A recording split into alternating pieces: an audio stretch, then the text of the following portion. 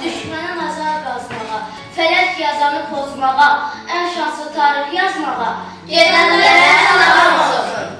Yanının dərsini verməyə, onun üçün məhvə sörməyə, gül bağçadan gül dərməyə, gedənlərə salam olsun. Qarabağda döyüşməyə, gedənlərə salam olsun. Orada gəldiş dəyişməyə, gedənlərə salam olsun. Almaq üçün qisasını, ucaldaraq yur səsini, ötə nəğməsini, gedənlərə salam olsun. 27 sentyabr 2020-ci ildə müharibə başladı. Qəhrəman əsgərlərimiz vətən uğrunda özlərini döyüşə atdılar. Azərbaycan tarixində həm kədər, həm də qürur günüdür. Bugün biz vətən üçün canından keçən igidlərimizi yad edirik. Şəhidlərimiz qarşısında baş əyirik. Onlar ölümsüzdür. Çünki torpaqlarımızı azad edib bizə qalibiyyət bəxşetdilər. Şəhidlər ölümü onlar xalqın yaddaşında daim yaşayır.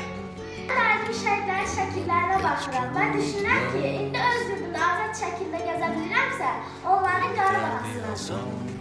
Bəli, bir çox şəhidlər. Amma onları Qarabağ